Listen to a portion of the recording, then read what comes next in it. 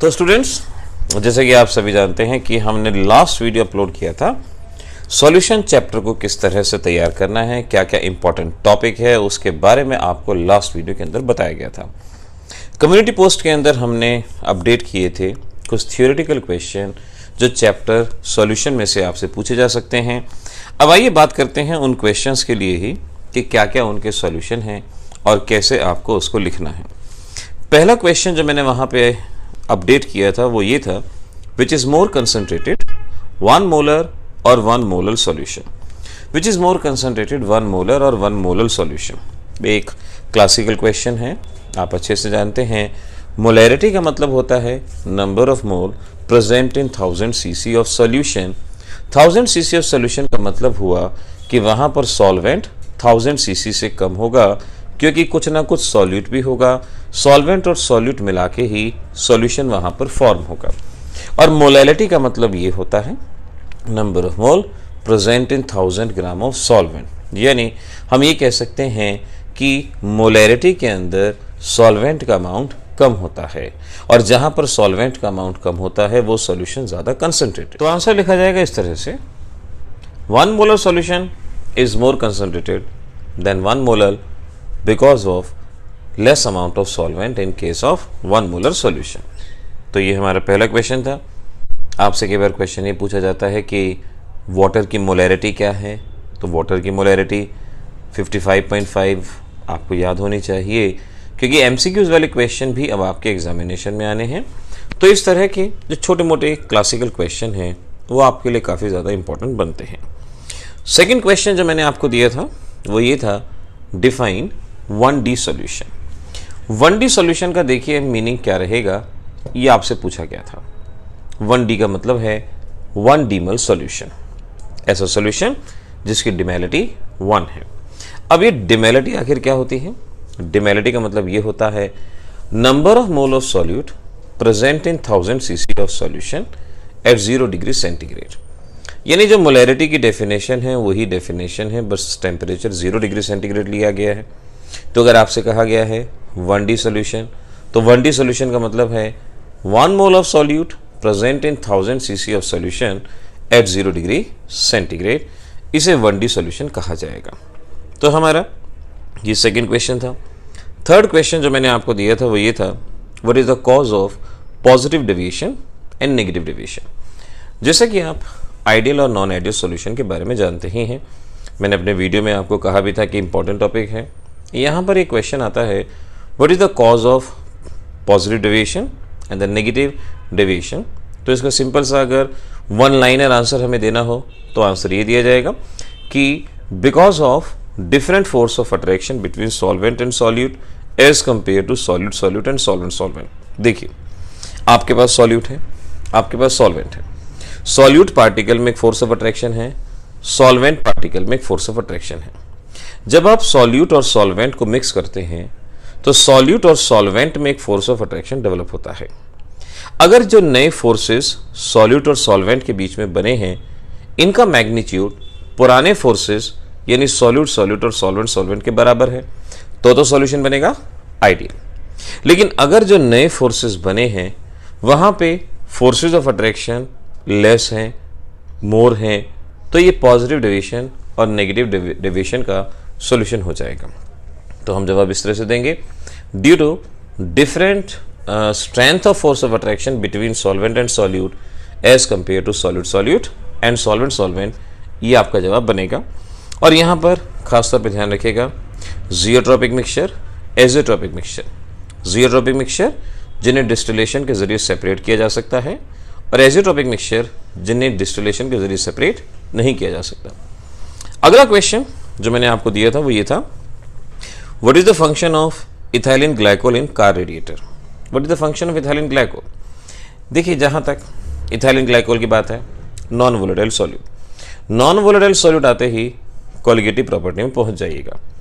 Elevation in boiling point, depression in freezing point. Ethylene glycol वैसे तो coolant की तरह काम करता है, लेकिन ज़रा इसका मीनिंग एग्जाम में किस तरह से बताना है। Non volatile solute boiling point को बढ़ाता है, एलिवेशन बॉइलिंग पॉइंट, और फ्रीजिंग पॉइंट को घटाता है, डिप्रेशन फ्रीजिंग पॉइंट। यानी जो फ्रीजिंग पॉइंट को घटाता है उसे एंटी फ्रीजिंग मिक्सचर कहते हैं, और जो बॉइलिंग पॉइंट को बढ़ाता है उसे हम किस नाम से पहचानते हैं? कूलेंट के नाम से। तो आपका जवाब ये बनेगा कि ethylene glycol act as coolant as well as anti freezing mixture in car radiator. आपसे अलग से क्वेश्चन ये भी आ सकता था कि सब ज़ीरो कंडीशन में जहां गाड़ी के इंजन में पानी जम जाता है, हम किस चीज़ का इस्तेमाल करते हैं? इथाइलिन ग्लाइकोल का इस्तेमाल करते हैं। हाई टेम्परेचर पे जब गाड़ी चलती है उसका पानी इवेपोरेट हो जाता है, तो वहाँ किस चीज़ का इस्तेमाल करते हैं? इथाइलिन ग्लाइकोल का इस्तेमाल करते हैं। तो ये इससे एसोसिएटेड क्वेश्चंस यहाँ पर बनते हैं। अगला क्वेश्चन जो मैंने आपको दिया था वो था how to clear snow from the roads. Road पे जो स्नो जम जाती है, बर्फबारी होती है, वहाँ पे उस स्नो को किस तरह से क्लियर किया जाता है। याद रखिएगा कि जनरली ऐसे कंट्रीज जहाँ टेम्परेचर बहुत डाउन रहता है, यूएस हो गया, यूके हो गया, इवन विंटर्स में तो हमारे इंडिया में ही मनाली हो गया, हिमाचल प्रदेश हो गया, बहुत बर्फ़बारी हुई थी।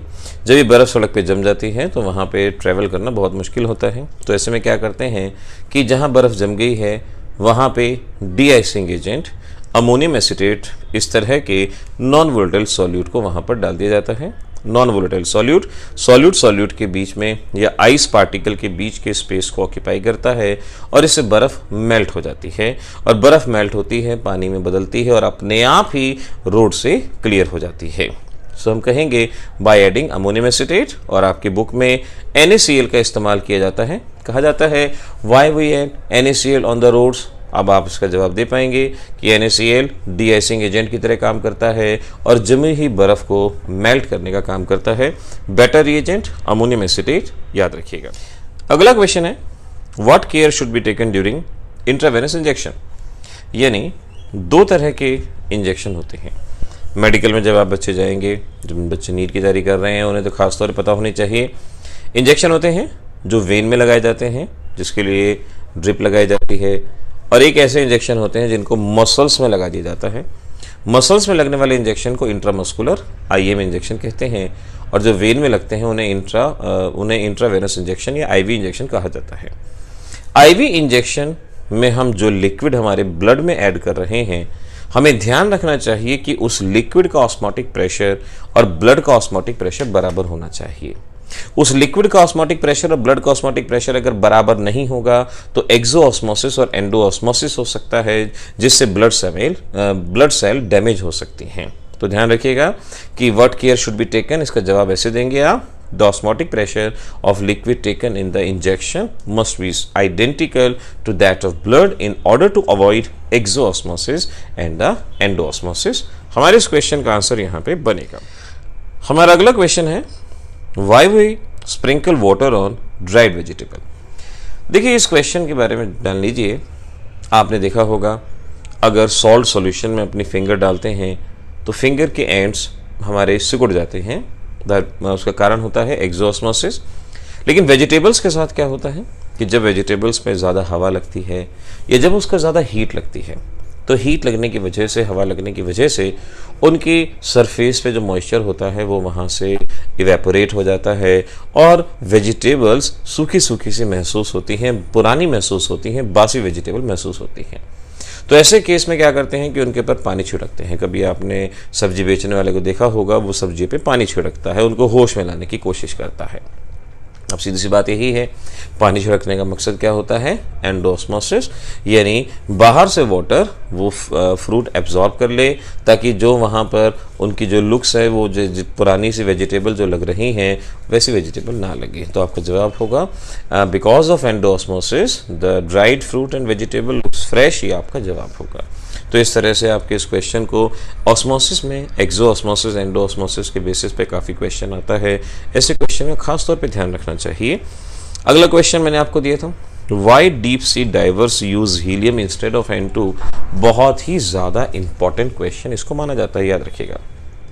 सी डाइवर्स जो सी में डाइव लगाते हैं, उनकी ऑक्सीजन सिलेंडर में प्योर ऑक्सीजन नहीं होती थी, पहले उसके साथ नाइट्रोजन भी हुआ करता था। जब वो सी डाइवर्स नीचे समुद्र में से ऊपर की तरफ आते थे तो क्योंकि प्रेशर रिड्यूस होता था, हेनरीज लॉ के अकॉर्डिंग नाइट्रोजन की सॉल्युबिलिटी डिक्रीज होती थी, नाइट्रोजन उनके ब्लड में से बाहर निकलती थी और नर्व एंडिंग्स पे आके नाइट्रोजन गैस जमा हो जाती थी, जिसकी वजह से उन्हें चक्कर आते थे, उल्टियाँ आती थी, बीपी की प्रॉब्लम होती थी और इसे बैंड्स कहा जाता था, BENDS, बैंड्स कहा जाता था।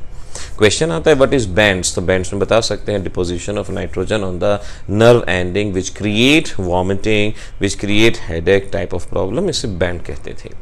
अब बाद में क्या हुआ, अब लगा कि नहीं इससे डीप सी डाइवर परेशान हो रहे हैं, तो ऑक्सीजन गैस के साथ हीलियम गैस को वहाँ पे ऐड किया गया।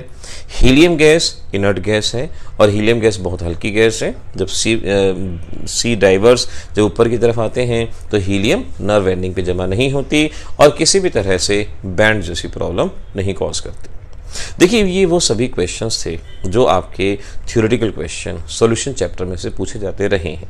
कुछ क्वेश्चन थे जो आपको मैंने वर्कशीट पब्लिश की थी, इंस्टाग्राम पे भी की थी और यूट्यूब की कम्युनिटी पोस्ट में भी की थी, उसमें से नहीं थे, कुछ एक्स्ट्रा थे, लेकिन ये थ्योरेटिकल क्वेश्चन आपको चैप्टर सॉल्यूशन में से तैयार करने हैं।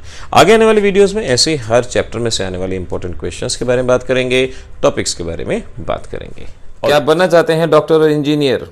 क्या आप तैयार हैं आने वाले JEE और नीट